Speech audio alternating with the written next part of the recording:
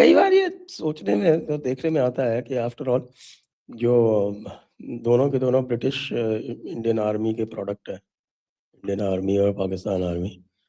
लेकिन Indian army ने जो वो लीडरशिप क्वालिटीज़ जो ब्रिटिश इनकलकेट करते थे और कराते थे, वो सारी प्रिज़र्व करके रखी हुई हैं। आज भी भारत में तो भारतीय आर्मी में तो इट्स इज़ अनथिंकेबल कि जो भी अटैक होगा या जो भी होगा उसमें ऑफ़िसर ही लीड करेगा। That is Paramount.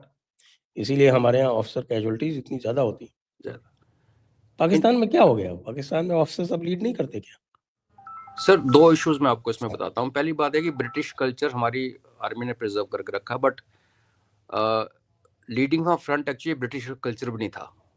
बाकी अच्छा। हर चीज़ में drill, SOPs, procedures, mess functions, style, glamour, वो सारा ब्रिटिश अभी भी है, नो डाउट्स।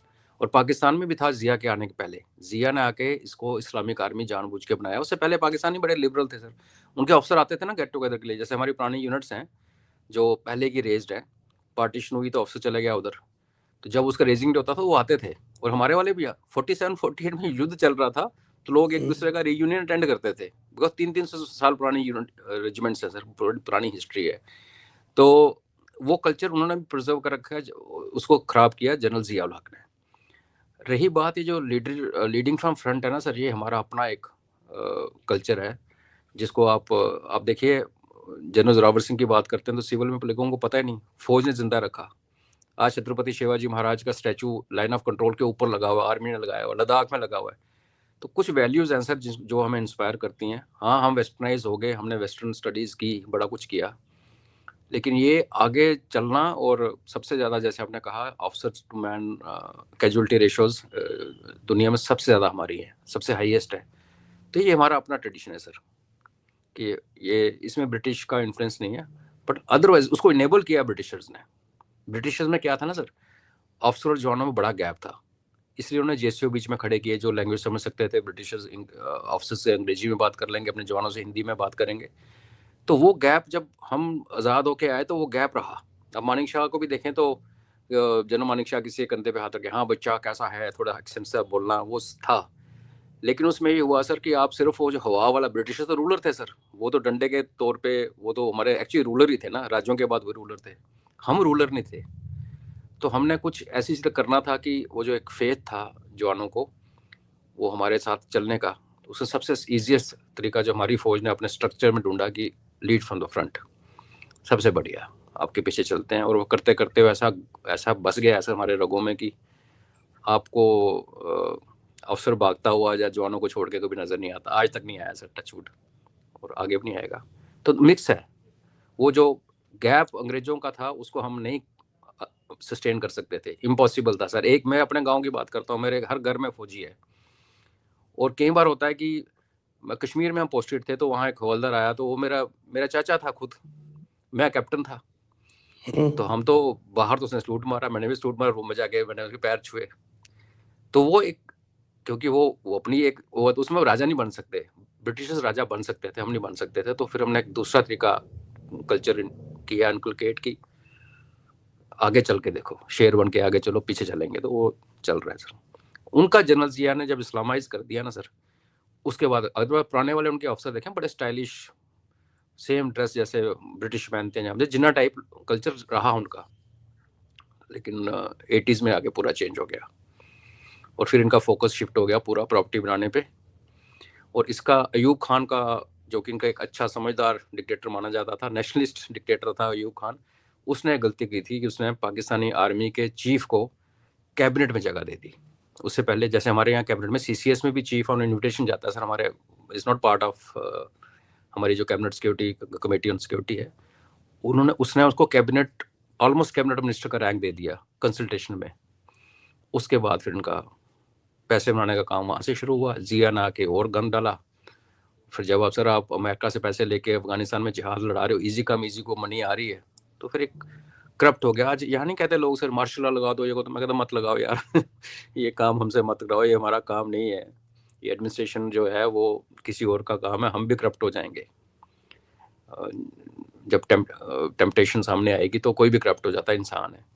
तो वहाँ ये हुआ सर, मार्शल लॉ में डीसीज के ऊपर कैप्टन्स को बिठा दिया, और जो आईएएस इक्विवेलेंट जो अफसर उसके ऊपर कैप्टन और मेजर्स को बिठा दिया, उनको एक सुप्रीम पावर दे दी, तो करप्ट हो गई फौज सर, वहां से डिक्लाइन हो गया। तो खैर चलिए